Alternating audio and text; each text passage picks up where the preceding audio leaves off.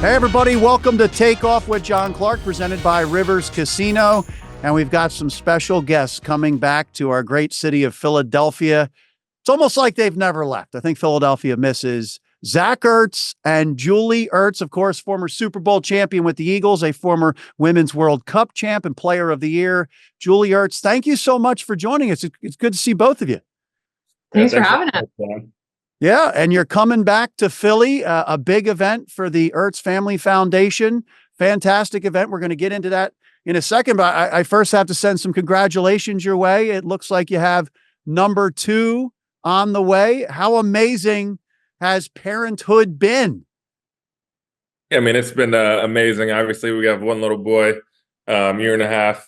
So just having him has been amazing. And just to be able to add another one is going to be so much fun. Seeing Julie as a mom, obviously, I loved her so much, and our relationship was so full before we had kids. And I feel like it's just taken another step, seeing her embrace motherhood and being such a great mom. He's being nice. The other day he said, how boring were we before we had kids? He's talking over there because he's a lot of energy. So it's a lot of fun. How has the kind of transition been for you, retiring from soccer and concentrating on raising Madden and being a mom? It's been great. I mean, I think it's hard to step away, obviously, from something you've done your whole life. But the timing just felt great for me. Coming back after, pregnancy and playing in a World Cup was just such a whirlwind for me. But I just got a lot of closure and excited for motherhood. And I feel like I'm very busy. And I'm barely sitting still most of the time. But starting that next chapter and being a mom has given me a lot of purpose. So it's definitely helped. And this weekend I got to do my first commentating a little bit on the She Believes Cup. So I enjoyed it, and I felt like I've only been retired for only I feel like a few months, and felt like I was away for a long time. But it was really fun to be back. And you guys are doing this pretty good. Second one is on the way, and not in the season for Zach. How you guys working this? Well, it's in August. The due date's in August, so I don't know if I'm doing 2 of this. That's 2 in a row now. August training camp, baby. So I don't know if I could pick a worse month, honestly. If I was being honest, but hey, it's obviously just a blessing to be able to have happy and healthy kids, and that's all we're looking forward to. Yeah, and congrats to you on that. And Zach, it's interesting because you guys were both and are both incredible athletes, and obviously you're so driven in your sports. What has it been like for you to see Julie take a step back from the sport she loves? And she said, "Mama can still play." She left on top. But to see her take a step back and concentrate on being a mother. Yeah, I mean, it's been, you really can't put it into words how cool it's been to kind of see her take a step back from, I mean, she was the best player in the world from a non-biased opinion in myself and what she did. And I also think she's the best in the world at this task as well, and being a mom and doing what she does every day. So it's been fun. As athletes, you're always doing everything you can each and every day to be the best version of yourself. And I think we can both say we've learned a lot from being parents. Obviously, we first met when we were 20 and a little older than 21 years old for me. And so we've done life together really the past decade. And now this is just an amazing season for us being parents. And so it's been really fun seeing Julie kind of embrace that side since she's now done playing. And for all the people listening out there, Julie, who are, navigating life and how tough it is. And we're so busy now with phones. Our bosses can get in contact with us at any time. How has it been managing the careers and then also having your first child and being a mom and trying to keep the family unit all together? I know you're in different places right now, but trying to keep everybody together. It's kind of what makes life so exciting. And I think the idea of just being a family and that being a number one, our priority and our faith, and just, it's like, it's just like a new challenge in a way, but it's been so fun. And having Madden, be at my games, and then also at Zach's games has really just, I think, just had like a different perspective of the sport, like sport's so incredible, but to add your child to like a part of that, it really has been like a special moment for our family. And Zach, for you, obviously now you're going to be facing the Eagles twice this coming season. What is that going to be like when you return to Lincoln Financial Field? It was a little different with the Cardinals. They came out to you, but you're going to be returning to the Link. Yeah, it's going to be, I don't think I've really sat down and thought about it yet. Obviously, everyone knows how I feel about Philly. That's not a secret by any means. Just because I'm playing down here now doesn't change how I feel about the city and the people and the fans there.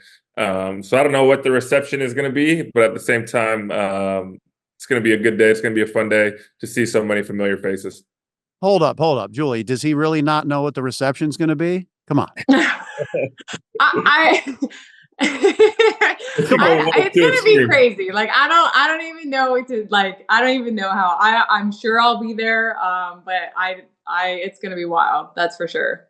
Zach, you know how they're going to receive you in Philly. You won a Super Bowl here. You grew up in Philly. You know how you're going to be received here. Well, I think that's the case. But I think a few boos after maybe a first down catch would just welcome me back the right way. And what is it like all these years? You saw the Eagles fans take over FedEx Field in Washington. You guys going to try to turn that around down there? Is that going to be a tough process to try to get some of the Eagles fans out of there in Washington? I mean, yeah, if you want fans to be passionate and support your team, you better start winning some football games. And so that's our goals down here. Obviously, I want the stadium to be packed each and every game with Commanders fans. But we got to put a product out there that they're proud of and that they're willing to support. And so that's our goal right now. I mean, obviously, the offseason program for us just started since we had a new head coach. We started last week. And I love Dan Quinn. I love Adam Peters and what they're doing down here. So it's been really fun to be a part of what we got going on down here. And Julie, it's been wild to watch women's sports over the last 6 months and more. You obviously did a fantastic job with the U.S. Women's World Cup, and you were the player of the year several times. And now you see Caitlin Clark and South Carolina, record ratings for women's basketball. And then in Kansas City, they have the first stadium in the world built for a women's team. What do you think is causing the women's sports to become very popular right now? And they're in the spotlight and everybody's watching. Gosh, I feel like there's so many things. Just being a part of my tenure in sport, it was just, exactly kind of what Zach said before about putting on a good product, and also the investment in women's sports. I think the more investment that has come, the better the product has been able to be. And also being on television, like growing up, especially with the national team, like I barely got to see any of the games on television. And now every single one of their games is televised. And that's so incredible for the next generation. And even just how many sports are available for young girls now. So I feel like there's so many different like avenues for people to get involved. I'm sure social media has to do something with it in the sense of being connected with somebody and following your favorite players. And then you have, individual players of talent like Caitlin Clark doing incredible things that spark interest. I mean, it's no doubt that people like to watch incredible sports, and I feel like each different teams and different players are really kind of reaching their limit and keep making the standard higher and higher. And for you, I remember asking you and Zach at the Super Bowl, getting ready for the Eagles Super Bowl, who gets recognized more when you go out together. I think Zach was saying you do. Now, is that still true? How is that when you're out? Well, one thing I can say, there are Philly fans everywhere. The amount of Go Birds, we'll be in a different country and for some reason we hear Go Birds, but I would say it depends where you're at. If I'm around a lot of kids that, young girls that love to play soccer, but also football is very popular here too. So we're just grateful for our fans. Is that pretty cool for you, Zach, when you see little girls or teenage girls come up to Julie, or you get a sense that there are girls growing up now who say, I can do that because I see people like Julie out there playing soccer? Yeah, I mean, it's definitely something that we feel very honored when people want to support us and take pictures with us. And it's definitely over the years grown for Julie. I mean, obviously with like she talked about, an amount of kind of ability for people to watch the sports and the Olympics and the World Cups now, and the amount of NWSL games that are televised. there's a lot of people that are supporting women's sports, and it's not only women. I loved watching the women's Final Four, seeing all those girls go at it like that. It was a lot of fun. And so I think it's only going to improve as well. So I'm wondering, after seeing the success of the New Heights podcast with the Kelces, has there ever been any talk with you two about having a podcast, about how exciting it is to live the lives you live and how challenging it is, all the different schedules you have, pro sports for both of you? Any talk of any podcasts? We've never actually talked about it, John, but now we are going to be forced to talk about it based on this. My bad. But we have not talked about, I mean, what Travis and Jason do, those two are such extroverts and so good at public speaking that they're like the cream of the crop in that regard. And so I'm so proud of Jason and everything he accomplished in Philly. Obviously, I've known Trav since we came into the league together. So what they're doing is incredible. We have not thought about that yet. Obviously, having kids run around, Jason makes it look easy, but I know it can't be easy. But yeah, what they're doing is awesome. I mean, Julie, you're becoming a broadcaster, right? So, I mean, eventually somebody's going to ask you. No. I wouldn't say I'm becoming. I had the honor to fill in for someone and be back. And it was a great game for the U.S. team, and they're already in the final on Tuesday. So watch on Tuesday. Talk about, supporting women's sports. They play on Tuesday.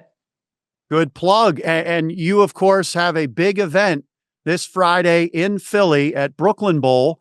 And you've got some pretty cool performers. You've got a concert, and it's all for the Ertz Family Foundation. Let us know why it is so important for both of you to continue to help raise money in the Philadelphia area, the House of Hope, and all the things that you're doing here. I just think, obviously Sundays, some Monday nights, some Thursday nights, we're wearing different colors, but the commitment to the Philly community, obviously House of Hope is in North Philly, doesn't change. And so I think our heart of, just like you said earlier, it's like we grew up there. Our family still lives there. And so it's really important for us to kind of finish what we committed to, especially to these young kids. It was extremely eye-opening for me, just kind of being out there and learning about the community, and the mentorships and the friendships that we've made out there are, we're not there now, but they are forever lasting. And it's really special for us to be able to go back any single time we can. And also talk to those kids that made, it inspired me when I was there, working with them. Obviously, we spent 9 years there. We grew up there. It really is a part of us through and through, even though Julie says we may put on a different uniform for a couple times a week. But at the end of the day, Philly means so much to us. And we started this years ago with the goal of making an impact. And just because we're somewhere else doesn't mean those goals have changed. And we're not people, obviously, being athletes. You always want to finish what you started. And just because it's the fourth quarter doesn't mean it's time to rest. And we're kind of in that fourth quarter right now. We see the end of the game. It's about to be the 2-minute drill. And we want to score a touchdown at the end to win the game. So that's kind of where we're at right now. The kitchen is officially open. So we've just been privileged to be able to do this House of Hope with so many amazing people. And it's not what Julie and I are doing. It really is so many people that have come together.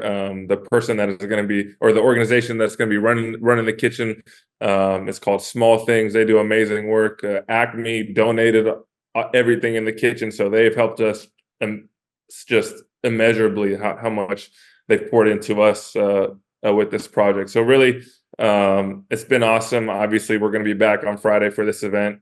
And being on the East Coast, I'm sure we're going to be coming back to Philly much more frequently. And there are still tickets available, some tickets available on the Ertz Family Foundation website, right? Correct. I'd say it's filling up pretty quickly, which we're so happy about, because it's going to be an incredible event. We're so excited. Well, we always appreciate your dedication to the area and to Philadelphia. And it's interesting because, Jason Kelce, during his retirement speech, I mean, was that epic or what, by the way? Epic. Epic. Not surprised. He mentioned you, Zach, in that retirement speech, and he talked about that moment in your career where the fans got on you. Yep. because you didn't have that block. You didn't get out there and block. I mean, can you tell us about how the tough love of Philly really kind of toughens you, prepares you, keeps you accountable? And then maybe, Julie, if you could give your perspective on what Zach was going through that time and maybe how it made him even better. Yeah, I mean, I think so many times in life, especially nowadays where everyone with social media age, everyone wants constant approval.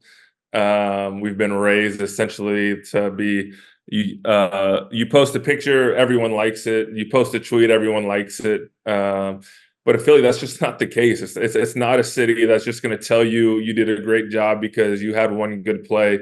In that game, I think I had a lot of yards in that game, but it really didn't matter because what I put on film on that play or that day wasn't up to the standard that I set for myself and really the city set for me, based on expectations of the past and kind of what they saw me at the time. And so it was a moment that I could go one of two ways. I could become super defensive and kind of shrink in the moment, or look myself in the mirror and say, yeah, that play wasn't up to the standards that I set to myself, and really reflect. Obviously, my faith really played a huge part at that time in me with that play. Obviously, was surrounded by a lot of great people as well. But I loved playing in Philly. I wouldn't have changed it for anything. Young players coming in, if they have a bad play and they want to go on social media and say they're sorry, like, they don't care about an apology. They just want to see you get back to work. They want to see you grind to become the best, to reach your potential. And I can honestly say I feel like that's every fan's goal, is to see each and every player reach their potential. And I feel like they helped me do that. How about for you, Julie?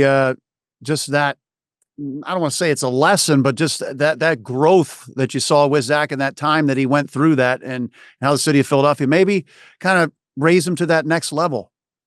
For sure. I think growth is a huge part, especially with being so young in his career. I think obviously it's a hard time at that, but it's really about exactly what Zach said, like kind of how you react. And I think the quick reflection of, wow, I'm in a city that loves the sport as much as I do. Like, I am lucky to have that.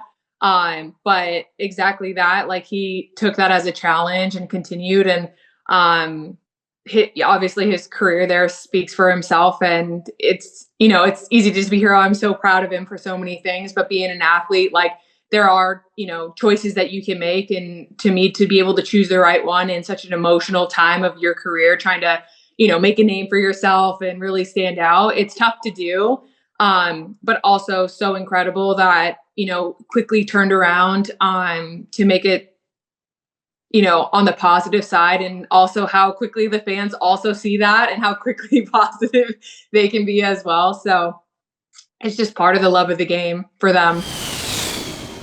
Hey, celebrity cook Steve Martirano is bringing his Italian-American cooking back home to Philly, where it started. Enjoy Martirano's Prime at Rivers Casino and Steve's famous meatballs with Sunday gravy, prime steaks, and more. So make reservations for Martirano's Prime on Open Table. I've been to the one in Fort Lauderdale. I'm glad it's back in Philly.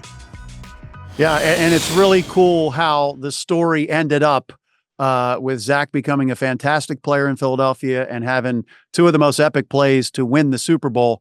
By the way, when you saw Jason Kelce's retirement speech, and then, he's at the Bills game, he goes shirtless. WrestleMania, we know the shirt's coming off. I mean, what do you think of his retirement tour right now? I mean, this is the version of young Jason Kelce that kind of mellowed out a little bit in the middle once he met Kylie. And I think, no one's surprised, but at the same time, I think he's doing it the right way. I mean, he's being respectful to everyone. Everyone loves him.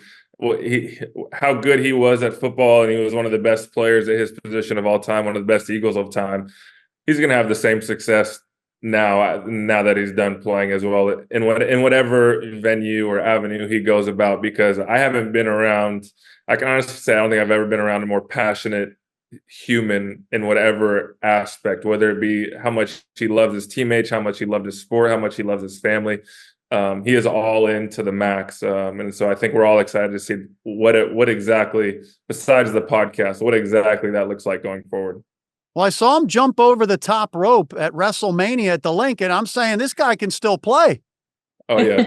Like Julie said, Mama can still play. I'm sure Papa Kelce can still play. Look at that. What a line. That's the title of the podcast. That's awesome. By the way, because of how competitive you guys are in your sport, are you guys competitive with each other when you play simple games, any activities? Do things ever get heated between you, the competitive?ness? I would say earlier. Yeah, I was going to say, it used to be way worse than now. Now it's kind of just supportive. We don't get in too many games. It's not like who's changing diapers the fastest. It's whose turn is it to go change the diaper. Yeah, exactly. I feel like we're not competing it. We're just trying to see who will do it now. That's cool. How has life changed you, Zach, when you have a kid and you get a sense that that kid is watching you at all times? I mean, how does that change everything that you're doing in your life, or how you view what you're doing in your life? Yeah, I mean, I think that's a great question. And I think obviously you never want to say your sport is your identity or defines your day. And I think when early in my career, that was definitely the case. I was kind of riding the tide. If I had a great day, I was a great person. If I had a bad day, I was a bad guy or didn't want to talk to people. And through my faith, I think that really changed my perspective to a certain extent. But even then, I would still have days where I'd be at home like, man, I wish I played better. Or I wish I didn't drop that ball. But now I come home and he doesn't care about football. He doesn't care how I did on the field that day. He just sees me as dad. And so being able to come home and kind of drop everything when I walk in the door and just be present with him really takes my mind off some of the stresses that you deal with in our profession and Julie's profession when she was playing as well. And it's really just not our profession. It's really any person that goes to work and comes home and sees your kid. You obviously just want to be present with your kids. And I think that's our goal as parents, is to be present with our kid, Madden now, and obviously another one on the way. So yeah, I think that's the biggest lesson I've learned. Very, very nice. And Julie and Zach, before I let you go, it was recently revealed, I guess Lane Johnson said he and Jason Kelce pregame to get ready. It maybe wasn't music they were listening to. They were playing Sudoku. Is there any pregame ritual that you had to do to get ready for a game? Not like that. Not Sudoku. Yeah, not like that. Is that true, by the way, Zach? Have you seen them play Sudoku in the locker room? I don't know if I would trust Lane's comment on that, but Kelce, I could definitely see playing some Sudoku. I mean, that guy is so cerebral as is. Lane, we just wanted him to line up at right tackle and just always block the best player one-on-one. No one really cared how he got ready for game. Kelce needed a little more to tell everyone what to do. I mean, those two are two of my best friends in the NFL, and they're going to be friends for life. And it's just crazy now that we're going into year 12, Lane and I. So it's been amazing. Obviously, neither of us are going to be done anytime soon, but it's been fun. Gotcha. Well, listen, it was great to catch up with you, and congratulations on baby number 2 coming. And welcome back to Philly this week. And once again, it is the Ertz Family Foundation. And you're putting together a great event at Brooklyn Bowl. Still some tickets available, so everybody get out there, try to get some of these last tickets. And we look forward to having you back in Philly. You're of course always welcome here, and I think you know what kind of reaction you're going to get when you come back to Philly. Yeah, thanks, John. Are you going to be there on Friday to see Matt Quin of Mountain Joy to be there at the concert? I might have to. Brother. We need your support. They're good. They're good. I would love to. I would love to. I will definitely support the Ertz Family Foundation. And once again, thanks for everything you do for our city. And we look forward to seeing you back again on the field in Philly. It'll be quite interesting. No doubt. Thanks, John.